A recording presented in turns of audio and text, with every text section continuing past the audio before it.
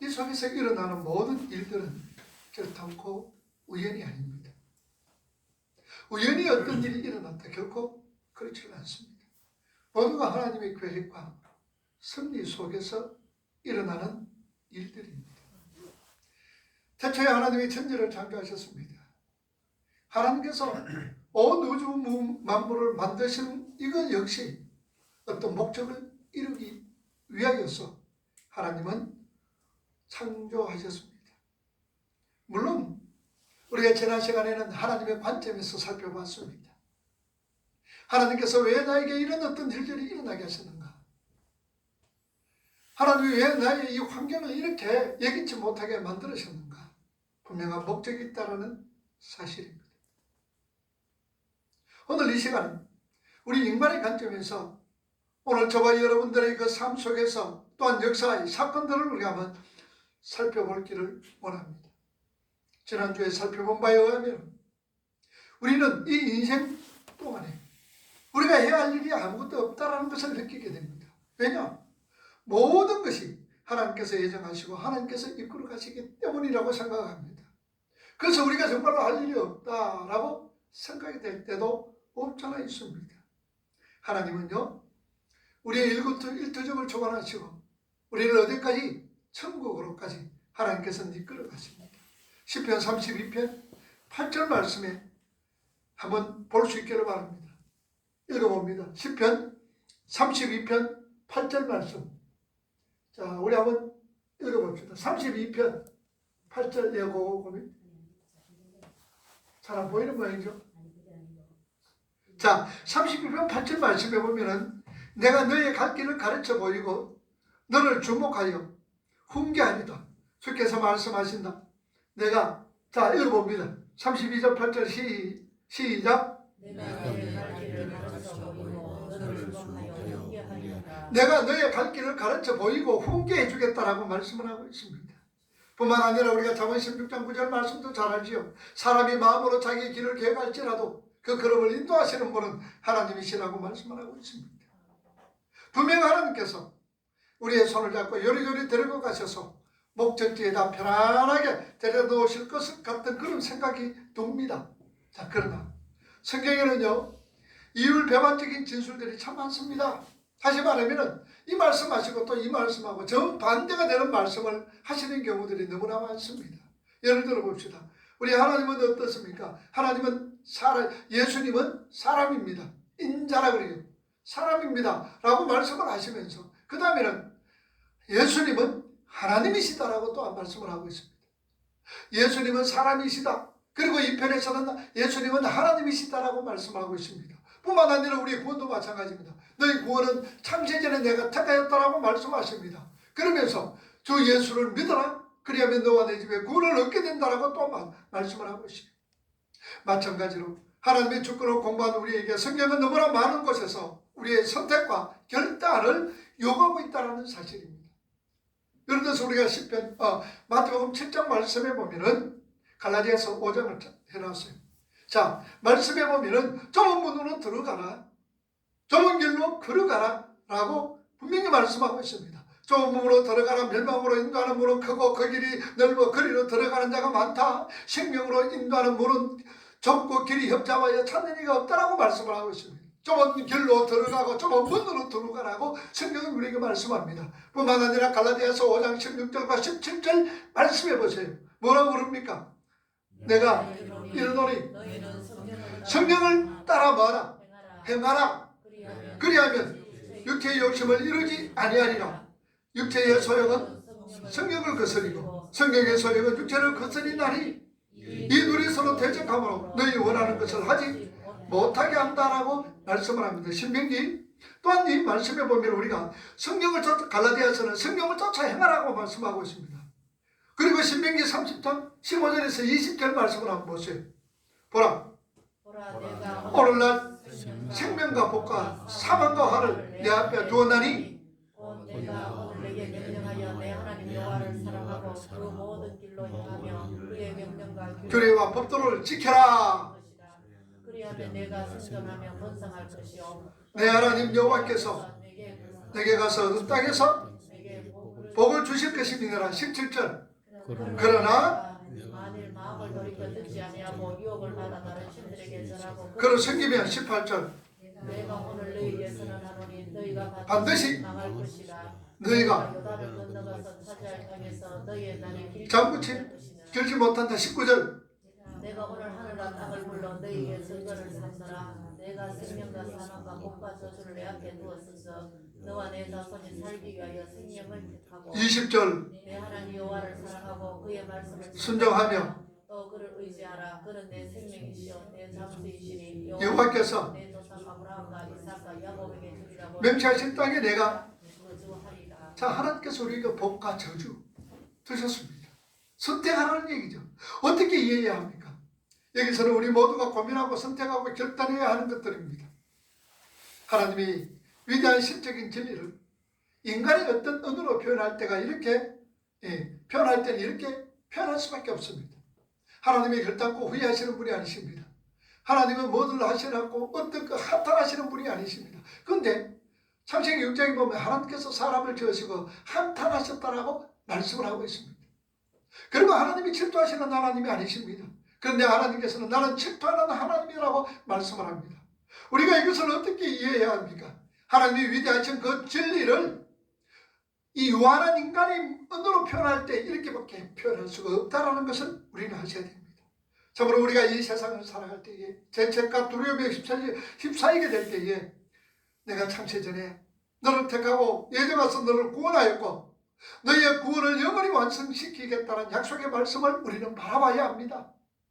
구원이 흔들릴 때에 뿐만 아니라 우리가 죄책으로 인하여 죄로 인하여 두려움과 괴로움을 느낄 때에 하나님이 나를 창세전에 창조하셨고 그리고 반드시 하나님께서 우리를 이끌어 가셔 천국의 백성으로 삼아 주실 것이다라는 것을 우리는 기억하셔야 됩니다.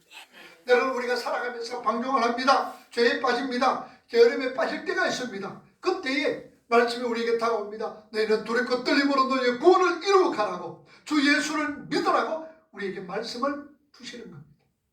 하나님은요 우리의 구원을 예정해 주셨습니다. 하나님 백성들의 인생을 구원을 향하여서 다른 말로 말하면 성숙을 향하여서 거룩한 삶을 향하여 순종의 삶을 향하여 이끌어가고 계신다는 사실입니다. 분명히 하나님께서는 거기까지 하나님께서 예정하시고 이끌어 가십니다. 그러나 오늘 우리 자신들이 거기에 가는 길에 나타나는 수많은 갈림길에서 우리 자신들이 자유로운 의지로 선택을 하셔야 한다는 것을 잊지 말아야 합니다. 하나님께서 반드시 우리를 구원의 목적지까지로 천국까지로 이끌어갑니다. 그런데 그 이끌어가는 그 과정 속에서 갈림길이 많이 나와 있습니다. 이 갈림길에서 우리가 선택하면서 살아가야 된다는 거죠. 우리가 아시다시피 하나님이 구체적으로 창세기에 나타나면 야곱의 가족들에게 뭐라고 말씀합니까? 네 가족들 데리고 애굽으로 내려가라. 하나님은 그렇게 말씀을 합니다. 뿐만 아니라 헤롯이 예수님을 아기 예수를 죽이려고 그럴 때에 예수님의 부모인 요셉과 마리아에게도 하나님께서 나타나셔서 애굽으로 피신하라. 애굽으로 피신하라고 말씀하고 있습니다. 사도 바울이 아시아로 가기를 원하고 있습니다. 복음 전가하기 위해서 아시아로 가려고 그럴 때에 하나님께서 나타나셔서 아시아로 가지 마라. 마게도냐로 유럽으로 가라 라고 하나님께서는 구체적으로 이렇게 지시를 하셨습니다. 그런데 성경에 보면요 이런 구체적인 지시가 그렇게 아주 드물게 나옵니다. 왜 그러냐? 이 구체적인 지시는요 이런 일들은 구속사의 핵을 끊는 큰 사건에만 일어나는 겁니다. 야곱에게 네 가족들 데리고 에집트로 내려가라. 예수님의 부모에게 애굽으로 피신해라. 그리고 사도 바울에게 마게도냐에 가서 유럽으로 가서 복음을 증거해라. 이거는 이런 일들은 극히 성경에 드뭅니다. 그런데 우리는 그런 걸 기다리고 있는 거예요. 구속의 핵, 구속 사건의 큰 핵을 끊는데 중요하기 때문에 하나님께서 이렇게 지시를 합니다. 그러나 구체적으로 하나님께서는 그렇게 그렇게 지시를 하나님은 하시지 않습니다. 그래서 우리는 때로는 도대체 내 기도가 응답이 되었는지 어떻게 하면 응답받는 것인지 궁금해하고 있습니다. 왜냐? 하나님은 명쾌하게 대답을 하시지 않고 있기 때문입니다. 그래서 우리는 기도를 해놓고도 때로는 잘못된 선택으로 홀이 나기도 합니다. 그러면 뭐라 그럽니까? 왜 하나님께서 나에게 이 기도를 내가 했는데도 하나님이 왜 나에게 기도 응답을 하지 않느냐라고 불평하고 때로는 원망하고 있습니다. 한번 예를 들어봅시다. 우리 청년들 아니면 저와 여러분들이 지금을 선택해야 됩니다. 어떤 사람은 보석, 어떤 사람은 이 전기공사, 어떤 사람은 건축업, 또 어떤 사람은 또 여러 가지 금융계에서 또 이렇게 어떤 직업을 선택할 때에 내가 이제 그 직업을 선택할 때 예를 실내도 제가 가끔씩 얘기합니다. 하나님 호떡 장사를 할까요? 풀빵 장사를 할까요? 하나님 오뎅 장사를 할까요? 떡볶이 장사를 할까요? 그러면 하나님께서 나타나셔가지고 뭐라 그럽니까? 박 집사야 떡볶이 장사해라. 그 소리 하실 테니까 절대로 하나님은 그렇게 우리를 그렇게 인도하시지를 않습니다. 떡볶이 장사를 하든지 풀빵 장사를 하든지 오뎅 장사를 하든지 하나님은 거기에 상관없습니다. 어떤 청년이 그렇게 얘기합니다.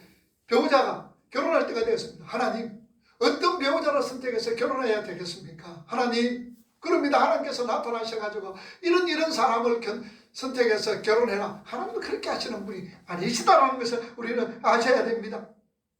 하나님 내일은요 짬뽕 먹을까요? 아니면 간짜장을 먹을까요? 이거 여러분 들어보셨습니까? 하나님 짬뽕 먹을까요? 간짜장 먹을까요? 그 기도할 때에 하나님이 그래 내일은 비가 오니까 짬뽕 먹어라. 하나님 결단코 이렇게 우리에게 얘기하시지 않습니다. 어떤 상황이라도 여러분들 보세요. 우리는 하나님의 말씀과 지금까지 신앙생활의 연륜과 가치관을 총동원해서 최선을 다해서 내가 판단하고 선택해서 인생의 길을 가야 합니다. 하나님은 그렇게 우리에게 선택하게 하십니다. 왜 하나님은 한 발 한 발 우리를 이끌어 주시지 않고 이렇게 미련한 우리에게 선택을 하게 만드셨는가 그 말입니다. 지혜도 없는 우리에게 앞을 내다볼 수 없는 우리에게 유한한 우리에게 왜 이렇게 선택을 하셨는가? 왜 이런 길을 가게 하셨는가를 아셔야 됩니다. 하나님은요 우리가 이 땅에서 선택을 잘해서 우리의 소원을 이루면서 또한 안전하고 행복하게 사는 것에 관심이 없어요. 오늘 저와 여러분들이 그래 이게 바른 길이니까 이런 바른 길로 가서 네가 행복하게 살아라 평안하게 살아라 기쁨으로 살아라 이렇게 살아가는 거 하나님 별로 그렇게 관심이 없습니다. 하나님의 관심은 무엇입니까? 하나님의 백성들에게 하나님의 백성의 신분에 맞는 삶을 가르쳐서 하나님에게 자유로운 사랑을 받고 싶어하는 것이 목표다라는 사실입니다. 하나님의 백성으로서 지어져가 자유롭게 하나님을 사랑하며 하나님을 공경하며 하나님을 믿고 따르는 것 하나님은 그것을 원하고 있다는 사실입니다. 그러니 하나님께서는요 죄를 짓지 못하도록 꽁꽁꽁꽁 묶어놓고 하나님이 입력합니다. 입력을 해놓은 프로그램대로 움직이는 로봇이 아닙니다. 우리는 로봇으로 그렇게 만들지는 않았습니다. 자기의 의지를 발동하고 오늘 저와 여러분들의 인격을 동원해서 하나님을 사랑하고 하나님 말씀에 순종하는 자로서 만들어내기 위하여서 하나님께서 우리에게 선택의 길을 허락한다는 사실입니다. 우리에게 선택권을 주면 위험한 거 뻔히 압니다. 우리가 넘어지는 거 쓰러지는 거 하나님이 뻔히 압니다. 그럼에도 불구하고 하나님의 백성들에게 선택을 해서 그들의 길을 가게 만드시는 것입니다. 왜 그럴까요? 깨닫도록 하기 위해서입니다. 왜 그럴까요? 하나님의 사랑을 더 깊이 알도록 하기 위해서다라는 사실입니다. 여러분 넘어져 봐야 일어서면 소중함을 알잖아요. 아파봐야 건강에 소중함을 알고 있다는 사실입니다. 여러분 어린애들 보세요. 아주 처음 모르는 어린애가요 응급원기 가지고 난로불에 손을 탁 댔습니다. 얼마나 뜨겁습니까? 응급원기 가가지고 난로불에 손을 대니까 그냥 뜨거운 거예요. 그러면은 엥 웁니다. 그러고 나서 다음에 아이의 손을 잡고 난로불에 탁 대면은 아가 어떻습니까? 난로불 댈라 그럽니까? 뺄라 그래요. 하나님이 그렇게 우리를 가르친다는 사실입니다. 그거 가르치기 위하여서 하나님은 이 길 가도록 하나님은 저 길 가도록 그만 보고 계시는 거예요. 그러나 분명한 사실은 이 길로 가서 이 길로 가도 그 속에서는 하나님의 뜻을 우리가 발견할 수 있고 배울 수가 있고 이 길로 가더라도 하나님의 뜻이 무엇인가를 알 수가 있고 하나님의 영광을 위해서 살아가는 것이 무엇인가를 배우게 되어진다는 사실입니다. 분명 우리는 늘 옳은 선택을 할 수가 없습니다. 왜냐하면요 우리가 죄인 되었을 때예요. 우리는 무엇을 근거로 선택을 하는가 하면요, 우리 안에는요 통제 성향과 자기 보호에 대한 어떤 그런 관념들이 있습니다. 통제 성향과 자기 보호에 의해서 우리가 선택하면서 살아갑니다. 그것을 우리가 집착이다, 중독이다 라고 그렇게 표현을 합니다. 자, 그러면은 통제 성향이라는 게 무엇이냐? 여러분 아마 처음 들어보는, 그렇게 많이 들어보지 못했던 용어일 겁니다. 이 통제 성향이라는 것은 다른 사람을, 내 주위의 사람을 내 기분에 맞도록 조절하고 싶어하는 이기적인 성향, 이게 통제 성향입니다. 내가 여기 있습니다. 그러면은 우리 허 집사님이 내 기분에 맞도록 조절하고 싶어하는 것, 그걸 갖다 통제 성향이라 그럽니다. 자, 그러니까 이것은 인간의 타락으로 생기는 겁니다. 다른 사람을 내 뜻대로 움직이고, 다른 사람을 내 마음대로 움직이고 싶어하고, 말을 안 들으면 화를 내고, 주변 상황을 나한테 가장 살기 좋도록 만들기 위해서 때로는 거짓말도 하고, 때로는 속이기도 하고, 때로는 뺏기도 하고, 때로는 죽이기도 하는 그런 것이 바로 통제 성향이다, 그 말. 그러니까 모든 것은 내가 중심인 거예요. 내가 중심으로 저 사람도 내 마음을 맞아야 돼요. 내가 많이 가지고 있어야 돼요. 그렇지 않을 때는 욕도 하고, 뺏기도 하고, 때리기도 하고, 죽이기도 한다는 사실입니다. 이게 통제 성향이에요. 여러분 한번 가만히 생각해 보세요. 내가 세상을 살아가면서 내가 상대방의 마음에 맞추면서 살아갑니까? 상대방이 나에게 맞춰주기를 바라고 있습니다. 바로 이건 거예요. 오늘 우리 대다수 사람들은 다른 사람이 나의 마음에 맞추도록, 저 사람이 내 마음에 맞추도록 살아가기를 원하고 있습니다. 이 통계 성향에 의해서 우리가 선택하는 거예요. 그리고 자기 보호가 있습니다.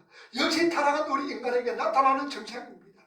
자기의 삶에, 우리 자신들의 삶에 보호해 주실 하나님이 안 계시기 때문에 내 스스로 내 자신을 보호하기 위한 것이죠. 그래서 내가 내 감정을, 내 자아를, 내 환경을, 내 몸을 보호해야 합니다. 가장 많은 것이 바로 이렇게 보호하다 보니까 미워합니다, 시기합니다, 질투합니다, 다툽니다, 정오합니다, 살인 같은 것들이 나오게 되어진다는 사실입니다. 이런 것들이 나를 해칠 수 있다는 거죠. 그래서 나를 보호하기 위해서는 미워하고 시기하고 질투하고 다툼한 이런 것이 나오게 되어지는 겁니다. 이렇게 타락한 우리 사람들은 내 자신이 유익하다고 생각되죠. 내 자신을 보호하기 위해서 끊임없이 자기가 좋은 것을 선택합니다. 이 길로 갈까 저 길로 갈까. 내가 좋은 것 선택하게 되는 거예요. 내가 가기 편한 것, 나에게 유익이 되는 것, 이런 길을 택하면서 선택합니다. 그러니까 제대로 된 선택할 리가 없죠. 왜냐? 내가 중심이기 때문입니다. 그래서 구원받은 우리 사람에게도 여전히 그 통제 성향과 자기 방어의 습관이 우리 속에서 남아있습니다. 안 그렇습니까? 여러분 가만히 생각해 보세요. 그래서 많은 잘못된 선택을 합니다. 그럼에도 불구하고 하나님은 우리에게 선택을 하게 만듭니다. 때로는 우리가 잘못된 선택을 해서 낭패를 당하고 고통당할 것을 하나님은 아십니다. 네가 이 길로 가면 낭패당해, 이 길로 가면 네가 고통당해, 어려움을 당해. 하나님은 알아요. 알지만 놔두는 거예요. 선택하게 두는 겁니다. 왜냐? 우리는 그런 잘못된 선택을 통하여서, 시행착오를 통하여서 제가 얼마나 무서운 것인지 그 죄가 가공할 위력을 배우게 되어진다는 말씀입니다. 내가 좋아서 선택했는데 이것은 정말 하나님과 이웃을 아프게 하는 것이구나, 바로 이것은 아픔을 주는 죽음의 길이구나 하고 깨닫게 되어지는 거예요. 내가 좋아서 이 길을 하고 내가 좋아서 이런 행동을 했는데 그 내가 했던 이 행동이 상대방을 아프게 하는구나, 상대방을 괴롭게 하는구나, 이것이 바로 죄가 우리에게 주는 큰 위력이구나 라는 것을 깨닫게 되어진다는 말씀입니다. 그리고 죄를 미워하게 되고 선한 것을 사모하게 되며 하나님의 뜻에 맞는 선택을 하는 것이 얼마나 우리에게 기쁨과 평안을 가져다 주는 것인가를 배우는 거예요. 하나님의 자녀다운 성품이 비로소 여기서 하나씩 형성되어 간다는 사실입니다. 하나님께서 바벨론에 살고 있는 하나님의 백성들, 우리가 요한계시록 18장 4절 말씀에 우리가 알고 있잖아요. 내 백성아 거기서 나오라, 죄악된 세상에서 나오라. 그들이 받는 심판을 같이 받지 말고 그들이 멸망당할 때 같이 멸망당하지 말고 내 백성아 거기에서 나오라 라고 하나님은 말씀을 하셨습니다. 그리고 하나님께서는 아브라함을 택하셨습니다. 그걸 무슨 택함이라고 그랬습니까? 기능적 선택이라고 그랬죠. 하나님은 아브라함을 택했습니다. 갈대우리에 살고 있는 아브라함 하나님께서 가나안으로 이끌어 가십니다. 분명 하나님께서 말씀하셨고 아브라함이 또한 선택해서 가는 겁니다. 그러나 그 땅에 흉년이 들었습니다. 흉년이 들었을 때에 아브라함은 어떻습니까? 살기 위해서 애굽으로 도망을 갑니다. 잘못된 선택이지요. 잘못된 선택입니다. 하나님께서는 아브라함을 믿음의 조상으로 예정해 놓으셨습니다. 그런데 아브라함이 지금 잘못된 선택했습니다. 바로 이 잘못된 선택이 그의 인생의 결론이 되어버리면 결단과 되지를 않지요.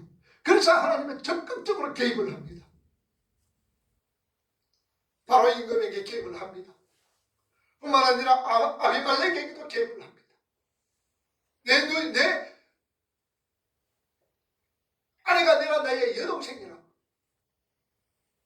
그러면서 아브라함은 살 길을 찾습니다. 그런 선택을 합니다. 그런데 그래 되면 큰일 나죠. 하나님의 구속사역에 있어서 완전히 비틀어집니다. 여기에 하나님이 개입을 합니다. 그랬더니 애굽 임금이 어떻습니까? 벌벌벌 떨었습니다. 그리고 아브라함에게 나타나서 빨리 가져가라. 빨리. 그리고 많은 금은 보화를 주면서 아브라함을 내보냅니다. 그럴 때 아브라함은 뭐랍니까? 이야, 나를 이끌어 가시는 그 하나님, 갈대우리에 살고 있던 나를 이렇게 가나안 땅으로 인도하셨던 그 하나님이 애굽의 바로 임금을 벌벌 떨게 하시는구나. 하나님이 얼마나 크신 분이구나. 하나님이 얼마나 위대하신 분이신가를 깨닫게 된다는 사실.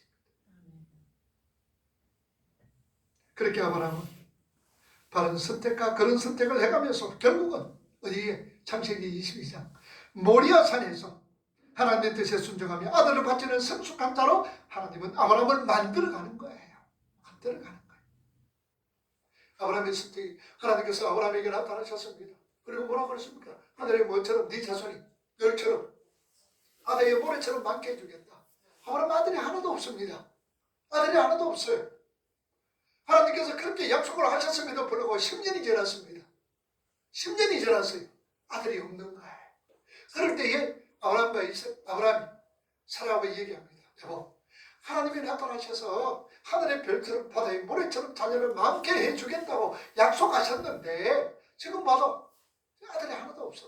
그렇다고 해서 당신에게 뭐 기대할 수도 없고, 그러니 하갈로 통해서 우리가 아들을 놓자. 그래도 당신은 그 시간이냐. 그래서 아브라함도 좋게 여기면서 하갈로 통해서 이스마엘을 낳았습니다. 여러분, 이스마엘 낳은 지금 나이가 몇 살이냐? 86세였습니다. 그런데 하나님은요, 이스라엘을 낳았던 이스마엘을 낳았던 아브라함에게 13년 동안 나타나지는 않았습니다. 99세 때에 하나님께서 아브라함에게 나타나셨습니다. 왜 그렇게 하나님께서는 이렇게 13년 동안 아브라함에게 나타나시지 않았습니까? 아브라함의 잘못된 선택을 하나님께서 깨닫도록 해 주셨습니다. 그리고 하나님께서는 말씀합니다. 왜? 제가 그렇게 흔히들 표현할 때는 하나님이 뺏긴다라고 그렇게 웃으면서 표현을 합니다만, 그것도 있지만 또 하나님의 중요한 것이 무엇이냐? 네 힘으로 이스마엘 낳았지. 너 힘으로 이스마엘 낳았잖아. 네가 아직 힘 있다고 생각해? 이스마엘 낳았지. 그래, 네가 그러면 죽을 때 한번 보자. 네가 힘이 없을 때는 어떻게 되는가 한번 보자. 그래서 아브라함이 힘이 다 빠질 때까지 생식 능력이 없을 때에 하나님께서 나타나신 거예요. 깨닫도록 해주신 거예요. 그래서 199세 때 나타나서 네가 100살 때 내년 이맘때 아들을 낳겠다. 그 말을 들었던 아브라함, 그 말을 들었던 사라는 웃는 거예요. 도저히 받지를 않는 거예요. 여러분, 오늘날 여러분들 보세요. 아브라함이 선택했던 그 이스마엘, 하갈을 선택해서 자기의 선택에 의해서 낳았던 그 이스마엘과 이스마엘의 자손과 이스라엘의 자손, 이삭의 자손 이스라엘이 지금 어떻게 하고 있습니까? 싸움하고 있잖아요. 싸움하고 있잖아요. 지금도 가사 지구에서는 예루살렘을 향해서 이스라엘의 대포를 막 쏘지요. 그리고 이스라엘에서는 또한 그 가사 지구 쏘고 있습니다. 다 그 아브라함의 후손들 아닙니까? 팔레스타인이나 이스라엘 사람들이 다 아브라함의 후손인 거예요. 이스마엘의 후손이요 이삭의 후손들이 지금 싸우고 있습니다. 잘못된 선택에 의해서. 그러나 하나님은 그거 관여하지는 않아요. 아브라함을 이끌어가는데, 아브라함을 사람 만드는데, 아브라함을 하나님의 백성으로 만드는데 하나님은 관심이 있는 거예요. 그래서 창세기 22장에 하나님께서 아브라함에게 나타나셔서 네 독자 이삭을 내가 지시할 땅으로 가서 제물로 번제로 드려라. 얼마나 괴롭습니까? 얼마나 힘듭니까? 얼마나 그 말씀에 순종하기 어렵습니까? 그러나 아브라함은 그 말씀에 순종을 하면서 갑니다. 이렇게 하나님께서 만들도록 하기 위해서 아브라함의 잘못된 선택도 하나님께서는 그냥 뒷짐지고 보고 계시는 거예요. 오늘도 저와 여러분들은 마찬가지입니다. 하나님이 우리 모든 일거수일투족을 주관하시지만 때로는 우리가 선택할 때에 선택해야 될 어떤 경우가 있을 때에 하나님의 때로는 보고 있습니다. 왜냐? 네가 어떤 길로 가더라도 하나님의 백성으로 살아가는 어떤 부분들, 그리고 내가 목적지까지는 내가 이끌어가겠다라고 하나님은 말씀하시고 있는 겁니다.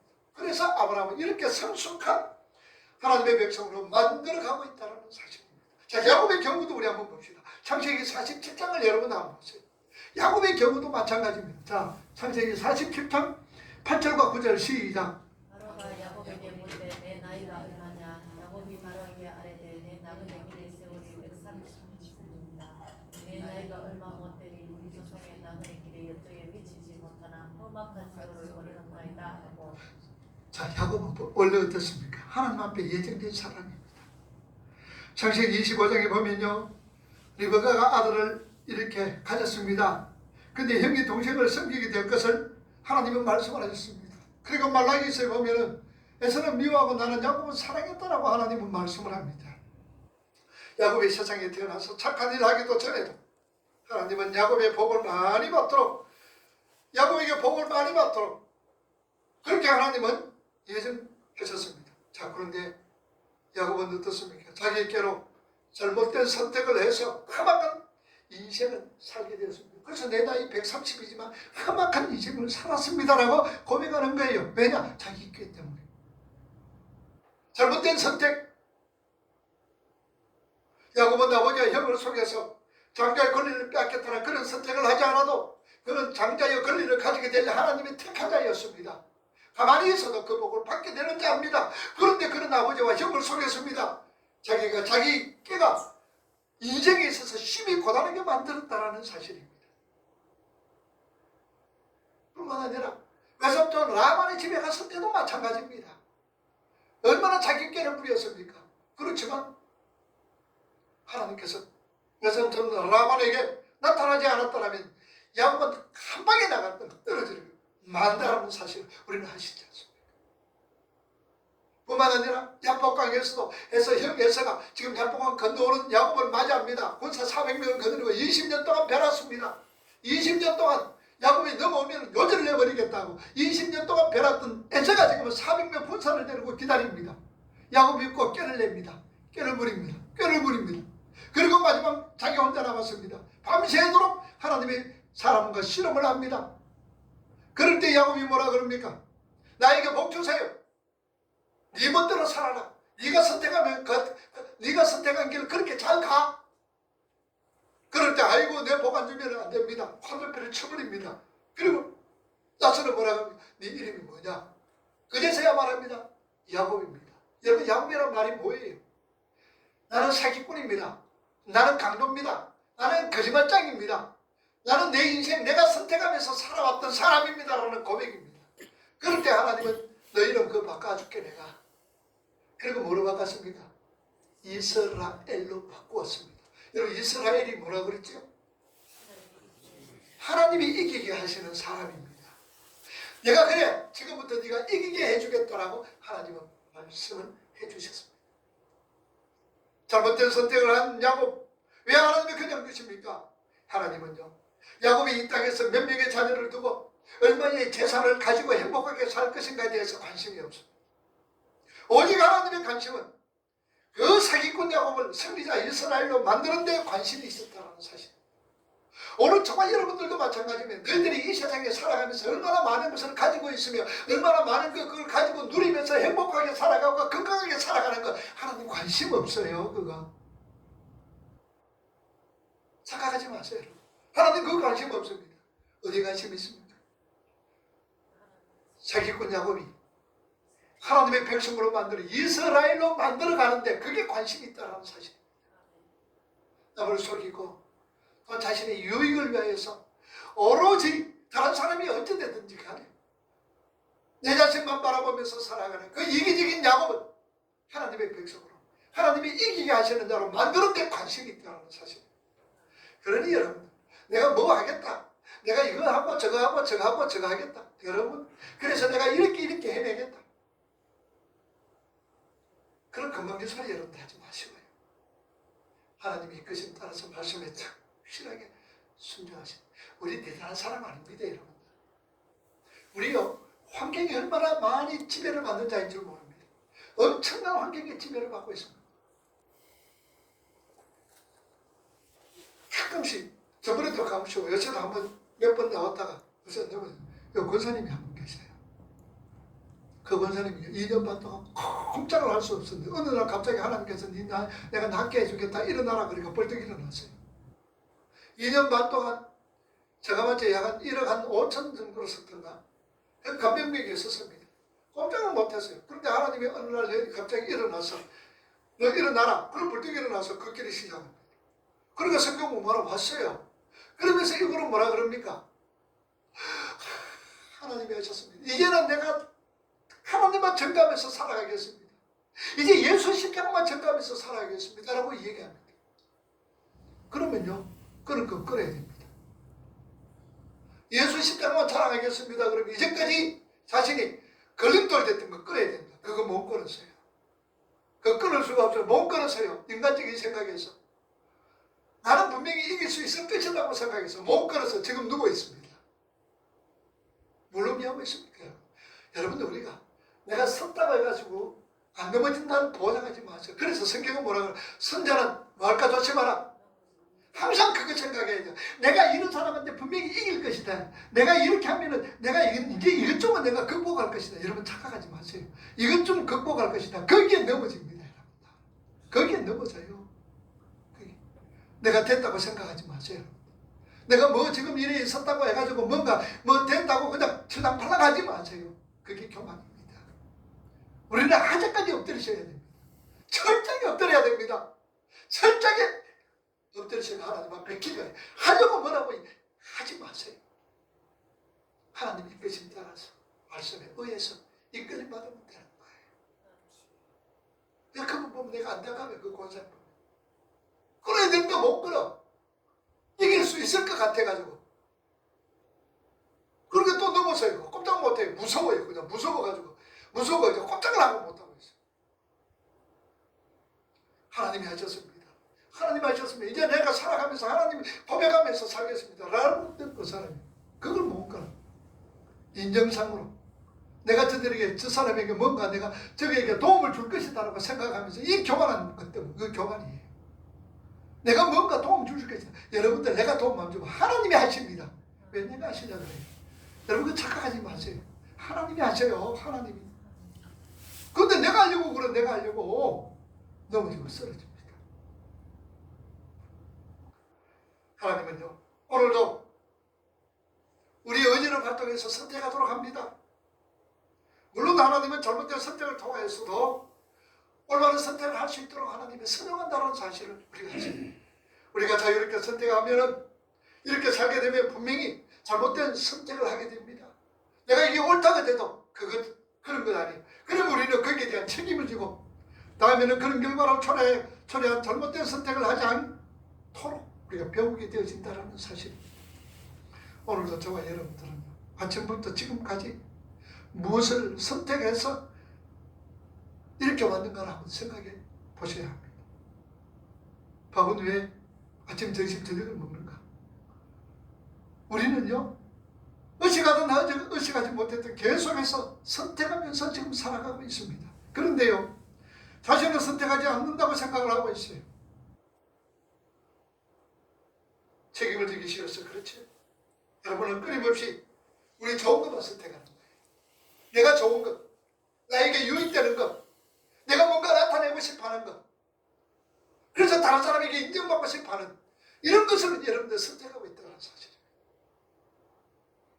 이 사실을 우리가 자각하고 우리의 선택에 대한 책임을 우리가 져는 삶을 우리가 사셔야 됩니다. 우리 강한 사람 아닙니다. 우리는 연약한 사람입니다. 환경이 찌면을 다 만든 사람입니다. 우리는 얼마나 많은 유혹을 하고 있는지 모릅니다. 우리가 어떻습니까? 우리는 마귀보다도요, 사망 못 이깁니다. 마귀의 지혜 못 따라갑니다. 네가 어디에 약한지 하나님은 너무나 잘 알고 있습니다. 우리 정신 똑바로 차려야 돼. 분명히 내 자신이 선택하면서 살아간다는 것 우리 자각합니다.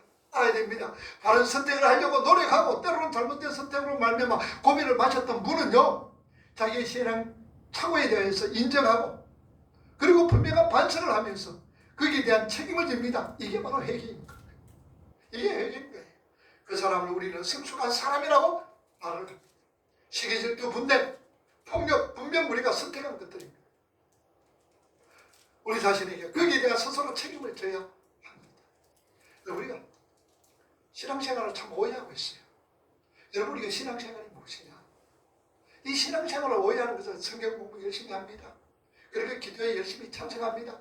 열심으로 전도합니다. 열심으로 봉사합니다. 열심으로 도와줍니다. 이게 모두가 신앙생활을 하는 것으로 여러분들 착각하는 거예요. 이게 신앙생활 아닙니다.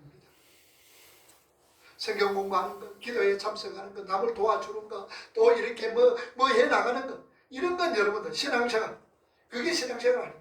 그것은 바로 신앙생활 잘 할 수 있도록 하기 위한 방법입니다. 내 신앙생활 잘 할 수 있도록 우리가 성경 공부합니다. 내 신앙생활 잘 할 수 있도록 남을 도와줍니다. 내 신앙생활 잘 할 수 있도록 기도에 참석합니다. 내 신앙 잘 할 수 있도록 여러분들 이렇게 전도도 하고 헌신하고 봉사하고 충성하는 거지, 그게 신앙생활이 아니다라는 사실입니다. 우리 신앙생활이 무엇입니까? 우리 생활의 현장, 우리 사업의 현장, 생업의 현장에서 혹은 가정에서 혹은 학교에서 혹은 사회에서 자유롭게 바른 선택을 하면서 성숙한 삶을 살아내는 것, 그게 신앙생활입니다. 여러분, 가정에서 성숙한 삶, 그럼 가정에서 성숙한 삶이 뭡니까? 여러분, 가정에서만큼요, 내 자신, 모든 사람이 내 자신대로 내 자신의 뜻에 맞춰서 살아가기를 통제 성향을 부릴 때가 얼마나 많은지 모릅니다. 자녀가 내 뜻에 맞춰야 돼.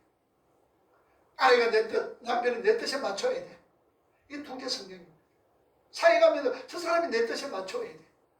그리고 자신을 보호하는 어떤 방어 능력도 우리 속에서 늘립니다. 이것 때문에 우리가 얼마나 잘못된 선택을 하고 있는지 모릅니다. 여러분, 신앙생활은요, 성경 공부하는 것, 기도해야 하는 것, 신앙생활을 하는 것. 그럼 여러분, 신앙생활이 근본적인 신앙생활이 뭡니까? 신앙생활은 내 속에서 예수가 나타나고 내 속에서 십자가가 보여지는 것, 그게 신앙생활입니다. 가정에서, 직장에서, 사업장에서, 이 사회에서 만나는 사람 누구에게든지 내가 내 삶 속에서 예수가 십자가가 나타나는 것, 이게 신앙생활인 거예요. 내가 도와준다고 그 사람이 내 속에서 예수 십자가 나타난 줄 아세요? 내가 그 사람에게 도움을 줬다고 해서 내 삶 속에서 예수 십자가 나타난 줄 아세요? 천만입니다. 아닙니다. 우리는 어떤 착한, 목사도 마찬가지입니다. 그러니 오늘은 어떻습니까? 교인들이 사회에게 손가락질 받고 있어요. 사회 사람들에게 손가락질 받고 있어요. 어느 집사님이 시장에서 장사하는 장로님을 만났습니다. 얼마나 반갑습니까? 그죠? 장로님 그러면서 막 반갑게 그 장로님에게 갔어요. 그랬더니 장로님이 그 집사님을 싹 부르지만 이걸 딱 말하면 여기서 장로라 가묻잖아. 잘 살고 있다는 말입니까? 못 살고 있다는 말입니까? 여기서 장로라 그러면 어떠라고 그러면 어떠는 거예요? 정말로 사회 나가서 개판으로 살아가고 있는 거예요. 그러면 교회 와서는 거룩하게 살아가는 거예요. 이게 지금 잘못 가르치고 있다는 얘기, 잘못 알고 있다는 얘기. 이런 부분들 얼마나, 그러니까 사회 사람들, 우리 예수 믿는 사람들 욕하고 있잖아요. 손가락질하고 있잖아요. 손가락질하고 있잖아요. 뭐가 됐는 것처럼. 그럼 사회 사람 우리 보면 뭐랄까, 에이구 저거 봐라, 저거 뭐 됐는 것처럼 끄물럭거리는데 저거 언제 척한다고 그러고 인정 안 합니다. 인정 안 해요. 사회 사람들은 우리 사회 사람에게 인정받으려고 그러지 마세요. 하나님 앞에 인정받으면 됩니다. 그래서 이 교회가 때로는 이 가짜들만 양성해 놓은 거예요. 가슴 아파요. 목사 책임. 목사들 책임이에요. 누구 책임 아니에요. 우리 교인들 너무나 순전합니다. 참 순전해요. 하나님 대로 다 하는 거예요. 오늘날 지도자들이 잘못 가르치고 있는 거예요. 지도자들이 잘못 지금 길을 제시하고 있다는 거. 얼마나 가슴이 아픈지. 바른 선택과 거기에 따른 책임을 지는 연습 우리 하셔야 돼요. 그것이 바로 성숙으로 가는 길이라는 사실입니다.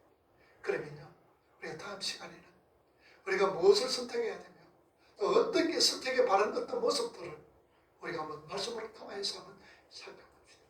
그러나 분명한 사실은 내가 어떤 길로 선택했더라도 하나님께서 이래 보시면서 우리를 하나님의 백성으로 만들어가고 있는데 하나님을 활용하신다는 사실 기억하시면서, 그러나 우리가 선택할 때 이왕이면은 말씀하면서 이왕이면은 그 환경 내 자신을 똑바로 알고 하나님이 원하시고 기뻐하시는 그런 선택으로 통하여 나의 속에서 예수 십자가 같은 될 수 있는 오늘 저와 여러분이 되기를 주님의 이름으로 축복을 합니다.